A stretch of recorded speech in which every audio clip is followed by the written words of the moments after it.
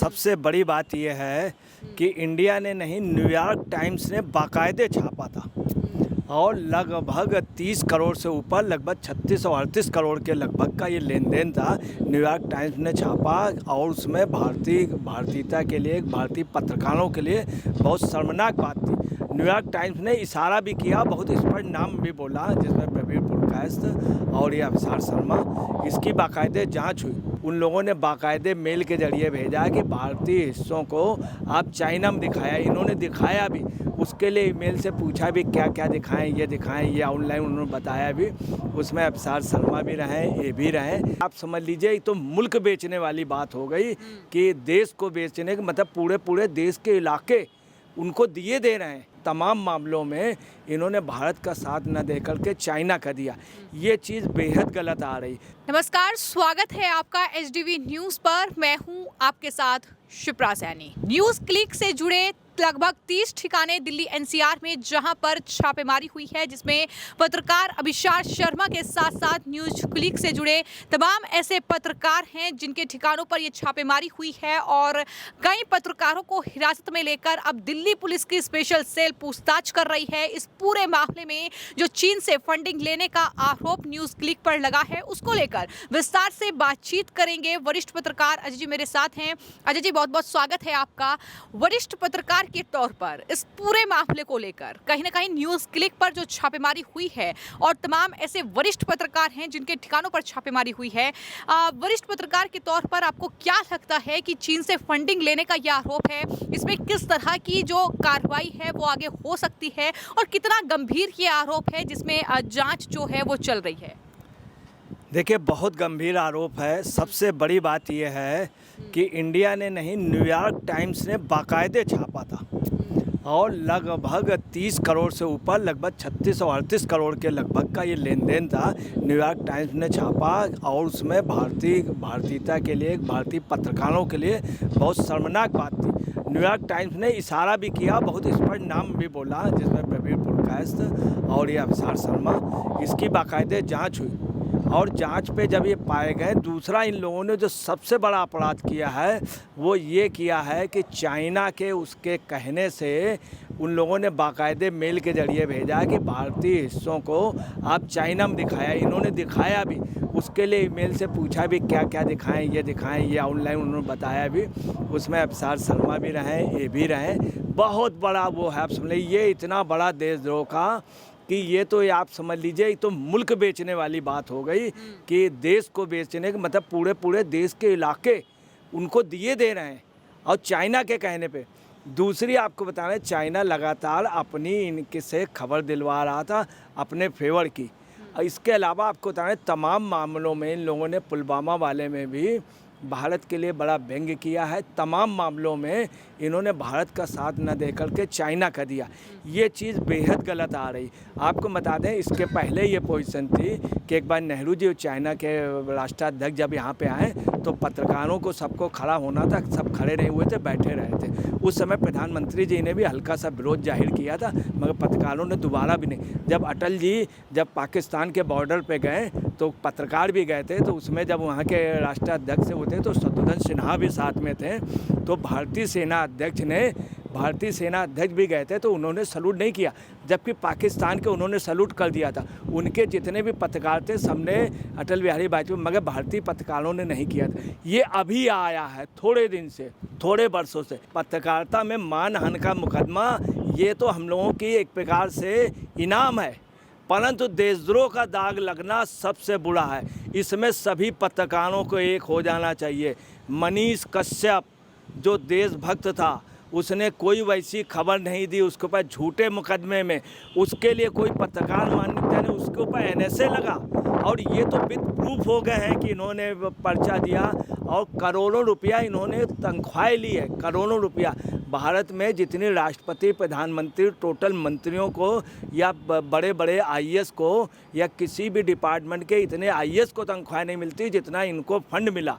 तो बहुत ही स्पष्ट है कि इनके ऊपर एनएसए लगना चाहिए, एनएसए हर हाल में लगना चाहिए। और आपको बता दें, आज से कई वर्ष पहले एनडीटीवी की बता रहे हैं, जब एनडीटीवी इस तरह की न्यूज़ देता था तो उसमें एक वरिष्ठ पत्रकार थी, उन्होंने भी यही किया था। तो बाकायदे उनको इस्तीफ़ा तब देना पड़ा था जब वो बिल्कुल कैच हो गई, तब एनडीटीवी ने हालांकि आज एनडीटीवी की ये पोजीशन नहीं, पूरा एक ग्रुप, पूरा काकस, ये वास्तव में विरोध सरकार का होना चाहिए, केंद्र सरकार का होना चाहिए, मोदी का, मगर भारत का विरोध ये गलत। भारत का भी विरोध चलिए कुछ नहीं, उसके अलावा आप चाइना के मिल करके उसके एजेंट के रूप में काम करें, भारत के नक्शे से मतलब पूरा एरिया दे दें, तो ये बहुत बड़ा अपराध है। इसके लेकिन एक और महत्वपूर्ण सवाल इस बीच ये भी उठता है कि जिस तरीके से ये पूरा मामला सामने आया है, चीन से फंडिंग लेने का आरोप है, और यही आरोप कांग्रेस पार्टी पर भी लगता रहा है। राजीव गांधी फाउंडेशन ने चीन से फंडिंग ली। डोकलाम विवाद जब हो रहा था, जब राहुल गांधी चीनी राजदूत से मिलते हैं, सोनिया गांधी मनमोहन सिंह की सरकार में वहां एमओयू साइन करती है चाइना के साथ, तो क्या आपको लगता है कि इस पूरे मामले में भी कोई राजनीतिक कहीं ना कहीं साजिश भी हो सकती है कि राजनीति से प्रेरित होकर इस तरीके का ये काम किया जा रहा है? निश्चित तौर पे आपको बता रहे हैं, भारत की पत्रकारिता को डैमेज करने के लिए आपको बता रहे हैं कम्युनिस्टों का कब्जा हुआ और कांग्रेस के साथ। हकीकत है, जो भारत भक्त देशभक्त पत्रकार होते थे उनको बढ़ावा नहीं दिया गया। यूपीए के शासन के दौरान पे जो कांग्रेस भक्त होते थे, कम्युनिस्ट भक्त होते थे, उनको बढ़ावा दिया गया। मैं आपको एक बहुत छोटा सा एग्जाम्पल बताए दे रहा हूँ। पूर्व राजदूत पाकिस्तान के अब्दुल बासित, जो वरिष्ठ राजनयिक थे, उन्होंने अपने उस पर लिखा, उन्होंने एक इंटरव्यू में बताया, उन्होंने खुद बताया था कि यहाँ के आतंकवादी, कश्मीर के आतंकवादी बुरहान वानी की मौत के बाद शोभा डे पत्रकार ने पाक के फेवर में आर्टिकल लिखा उनके कहने पे, ये उन्होंने विदेश में दी थी। उसके बाद शोभा डे पे कार्रवाई, कितनी बड़ी बात है। हमारे उस पर ही घुन लग रहा है, हमारे उस पर, ये हम लोगों को पत्रकारिता में सोचना होगा। दूसरी आपको बता रहे हैं कि एनडीटीवी की निधि सेठी का भी उन्होंने भी एक्सेप्ट किया। तीसरी एक और वरिष्ठ पत्रकार हैं जो वहाँ पर कारगिल में गई थी, उन्होंने भी पाकिस्तान को प्रमोट करने के लिए एक न्यूज़ डाली थी। वो बाद में जब हो गई तो उनको हटाने के, अरेस्ट करने की बात हुई। मैं उनका नाम नहीं लेना चाहता हूँ, बहुत वरिष्ठ पत्रकार। तो इस तरह का अगर हम लोगों के बीच से कोई निकलता है और हम लोग पहचान के उनको, अगर हम लोग, अब बेटर होगा, अब ये वक्त है दूध की मक्खी तरीके निकाल के हम लोगों को फेंक देना चाहिए। सरकार कार्रवाई करे ना करे, हम लोगों को सबसे पहले पत्रकारों को इस पे अगर सही समय पे, मैं आपको बहुत छोटा सा एग्जांपल बता दे रहा हूँ। आज देखिए आर.के. कड़जिया पत्रकार थे, कितने वरिष्ठ थे। मार्क टुली बीबीसी के थे, मगर उनका सम्मान था। वहीं पे जिस भी पत्रकार ने पहले पोजीशन था, जरा सा विदेशी लुक दिखा भी तो उस पत्रकार को बाइकआउट कर। दो बहुत वरिष्ठ पत्रकार, सिर्फ उनसे जरा सा विदेशी उसका सहयोग कर दिया था, उनको बाहर कर दिया। मैं आपको बता दूं, यहाँ से अडवाणी जी जब गए पाकिस्तान में तो उनको मालूम नहीं था, और चूँकि एक नियम होता है यहाँ पर भी, आपको राष्ट्रपिता के पास अगर कोई भी आएगा आपको जाना होगा। वो वहाँ पे जिन्ना की मजार चले गए और पत्रकारों ने तुरंत ही न्यूज़ डाल दी और अडवाणी जी यहाँ आए, अध्यक्ष पद से हटा दिए गए। तमाम ऐसे एग्जाम्पल हैं कि जरा सा आपको बताएं, मणि सिंह अय्यर कांग्रेस का एक नेता था, वो पाकिस्तान में जाके भारत की बुराई करता है, और वहाँ का मीडिया और यहाँ से जो लोग पत्रकार गए उन्होंने सब उनके फेवर, यहाँ पे उनके खिलाफ कार्रवाई नहीं हुई मणिशंकर अय्यर। तो ये सब हो रहा है, जो आपको कहना नहीं चाहिए। जो INDI गठबंधन है, इसमें काफ़ी पत्रकार जो खुलेआम, आपसे खुलेआम इन्होंने कन्हैया को पैदा किया। कन्हैया टीवी डिबेट में खुलेआम पाकिस्तान के समर्थन पे उसने बोला, नारे लगाए। और मीडिया के कुछ लोग, बहुत चंद लोग हैं जो आप समझ लीजिए इतने गंदे ढंग से देश विरोधी कार्रवाई, इनको सबको जाल सोर्स वो कर रहा है। और कहना नहीं चाहिए, राहुल गांधी को जो भूमिका निभानी चाहिए वो नहीं। आज अगर राहुल का बयान आ जाता, उल्टा इनका जो सबसे खास है कपिल सिब्बल, क्या कह रहा है कि ये गलत हो रहा है, पत्रकारिता के चौथे स्तंभ को दबाया जा रहा है, जबकि यही कपिल सिब्बल और मनीष कश्यप के लिए कह रहा है कि मनीष कश्यप ये पत्रकार थोड़ी ना, ये वो मनीष कश्यप पे NSA लगवाने में, NSA को और परफेक्ट कराने में पूरा साथ देते रहे। तो ये देश के साथ बहुत बुरी स्थिति है।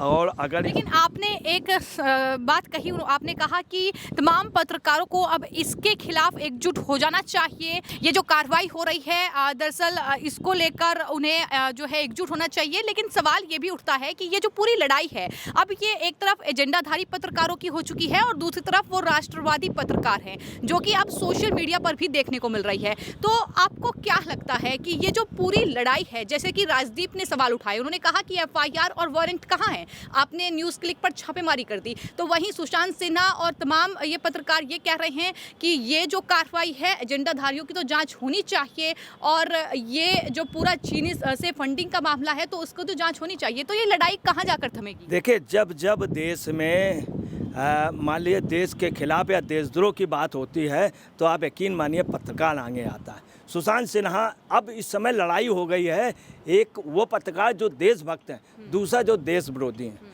अब देश विरोधी पत्रकार क्या है, उनको गोदी मीडिया से कह के बदनाम कर रहे थे, और एक पिद्दी मीडिया था।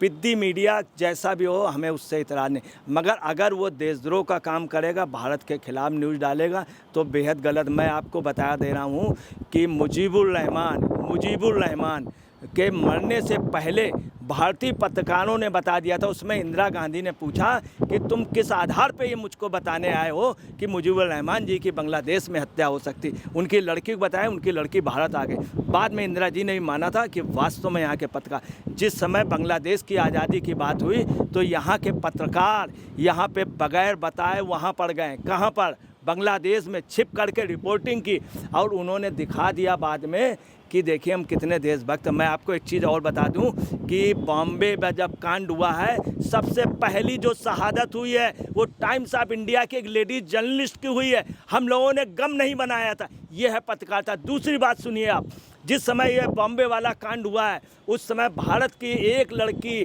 19 साल की बच्ची महिला जर्नलिस्ट भारत की सीमा क्रॉस करती है, उसके बाद पाकिस्तान के रेंजर को पैसे देती है और वो वहाँ जाती है और कसाब के फादर के पास जाती है, पेपर दिखाती, ये किसका लड़का है। कसाब के फादर कहते हैं मेरा नहीं। कसाब की माँ से पूछती ये किसका लड़का, बोले मेरा। बोले इनके बाप कौन है, बोले ये हैं। फिर जब बाप से पूछती बाप नहीं।